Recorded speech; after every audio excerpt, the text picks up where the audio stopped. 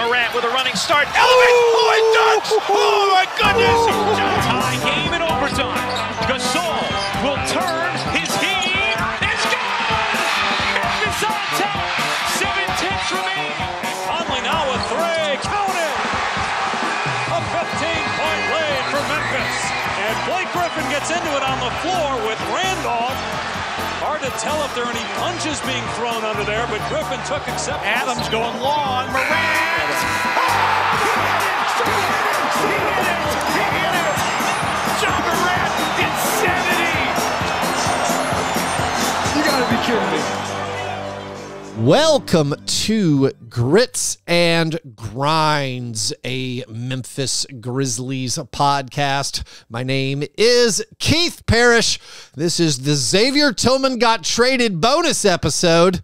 It might not be smart to record an episode on the morning of the trade deadline, but I figure we could give Xavier his own little short episode. This was a move many of us anticipated. It should come as no shock, since it was a theoretical trade that I had suggested and also many others had suggested. The Grizzlies send Xavier Tillman to the Boston Celtics. They receive 2 second-round picks. They also receive the contract of one Lamar Stevens. The natural assumption there is the Grizzlies have no interest in Lamar Stevens. He, if not moved in another deal today, will eventually be waived, and the Grizzlies will then use that as an extra roster spot. So now the Grizzlies, so far this week, have sent out 2 centers, Steven Adams and Xavier Tillman, 2 longtime Memphis Grizzlies. I mean, those guys were important to the team over the past few seasons, and by sending them out, they have received now 5 second-round picks and also opened up potentially 2 roster spots. I think losing both of these guys, a little bit tough on the team because they were beloved Grizzlies players. I mean, Xavier, a homegrown guy. They drafted him. He played the last 4 years on the team. He was a part of some very big moments. Of course, there's the shot he hit his rookie season, the three-pointer in overtime, and the play-in game against the Warriors to help the Grizzlies upset the Warriors and get into the playoffs. Then, of course, Tillman started for the Grizzlies in the postseason several times. Xavier's best career game was against the Lakers in the first round last year. He had 22 points and 13 rebounds in the Game 2 victory against the Lakers. Tillman ended up with 207 career games on the Grizzlies in the regular season. That's the 31st most appearances in franchise history. He is 39th in franchise history in points. He's ahead of Sam Young and right behind Vince Carter. He finishes 27th in franchise history in total rebounds, 41st in assists. He actually got more assists on the Grizzlies than Jonas Valanciunas did. He's 26th in steals, 23rd in blocks. And this here, I mean, this is a good example of like the circle of life, basically, for an NBA player or for a franchise. Like, this is what ideally you do when you draft a guy. You draft a guy, in this case, in the second round. He was the 35th pick. They traded for him for his draft rights on draft night in 2020.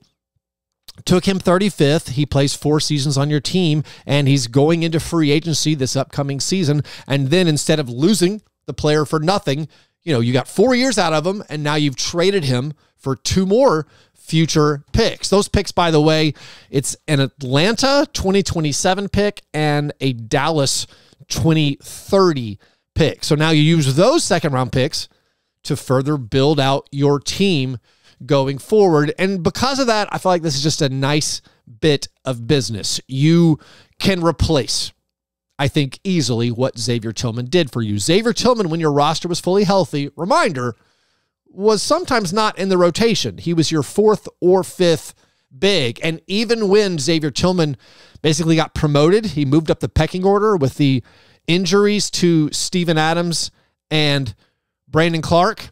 Even after those injuries, he still was coming off the bench behind Bismack Biyombo in a lot of the games. So, personally, I was a big fan of Xavier Tillman. I think the highest compliment I can pay to Tillman is that he's a guy I didn't get frustrated when he played. I liked it when he was out there. I mean, yes, in the postseason, I thought they should have started Brandon Clark over Xavier Tillman. But still, generally, he's a guy where I'm like, I don't mind it when he's out there because he's a really good defender. He competes. He's a gamer. Even if he has limitations where he's undersized and he's not good at offense, it doesn't matter to me. I like the way he played, and so I enjoyed watching him play. But, again, NBA circle of life, they can replace his contributions. And also, I mean, I'm not going to kick him on the way out, but he was averaging career lows in field goal percentage and career lows in free throw percentage. Even when you throw out his increased three-point attempts this season, he was shooting 46.9% on two-pointers. Last year, he was 63% on two-pointers. For some reason, he's shooting 42% from the line. So I think he can help the Celtics. I'm going to be cheering for him. I wish him and his family the best as they move on to Boston. I mean, maybe Xavier can get a ring. In the grand tradition of traded Grizzlies centers Pau Gasol and Marc Gasol, maybe Tillman can go get a ring this spring with the Celtics. I think his game similarities for Al Horford is going to be good for him. It's going to be good for the Celtics. He can check at times, Embiid in the playoffs. He can be, you can buy some minutes with him guarding Giannis in a potential finals matchup. Tillman, all right, hopefully he can help out guarding Jokic some. So I think Tillman, because of his defensive skills, should fit in nicely with the Celtics. It shouldn't matter that he is not particularly a good rebounder or a good offensive option for them. He's going to fit in, I think, just fine. And that's why, again, the Celtics went out and got him to shore up their front court depth. And now the Grizzlies, we keep an eye towards the future and what this move means for the team. Again, specifically, it means basically you've opened up a roster spot, another roster spot for this year. And then for next year, you've also opened up some, roster flexibility. Now, you still need, in my opinion, you're still going to need a center on the team before opening night of next year. Of course, if you trade away two, that makes sense. You might be a little bit shorthanded in the front court. And exactly where, you're going to get that center, who knows? But there are a lot of options. Of course, you could draft one.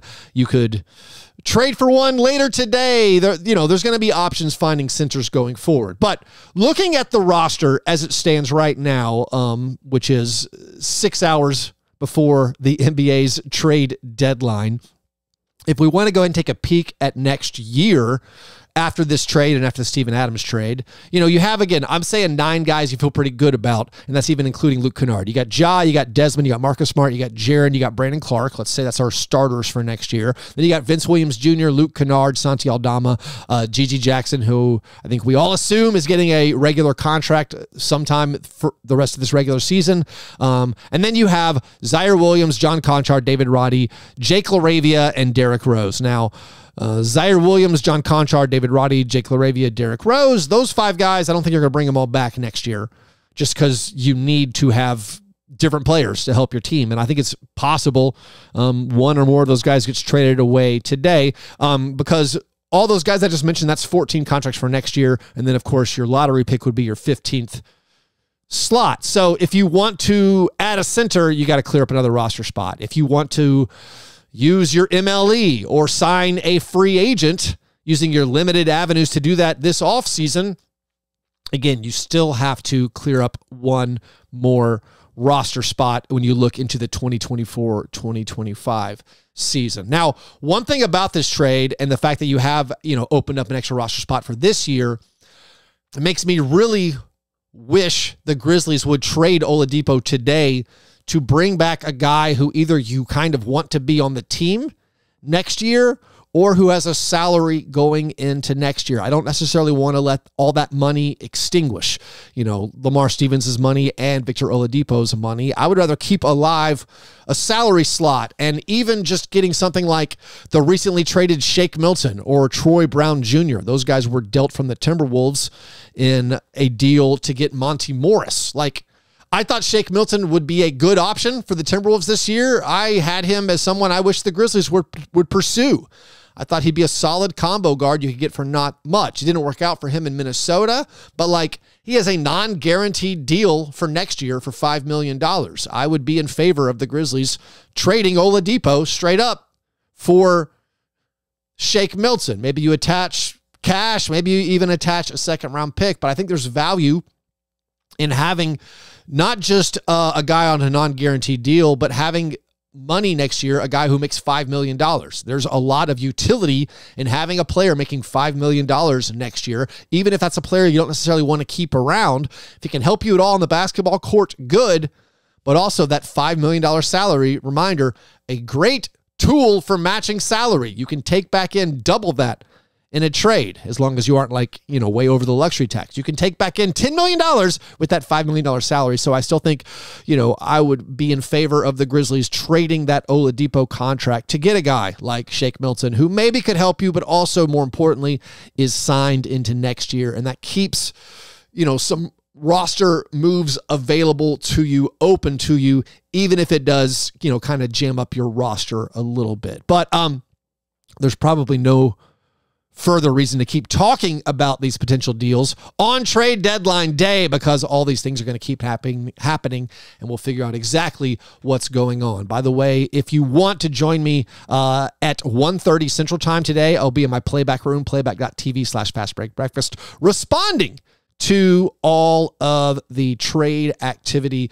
league-wide. Also, by the way, this trade, I think, further clears up, now for sure G.G. Jackson's going to get that regular roster spot and a regular contract this year. Then that, of course, will free up a two-way spot. And, maybe Trey Jemison, who had that big game against the Knicks, like Trey Jemison or Tosan Uwoma or somebody else, is going to get that spot. So just things to monitor. Xavier, we're going to miss you. You were a great Grizzly, a great person, and wishing you the best in Boston. And for the rest of you guys, I will be back with an episode later today/tomorrow morning, wrapping up the rest of the NBA trade deadline and how it affects the Grizzlies. All right, thanks you guys for listening. I'll talk to you soon. Go Grizz.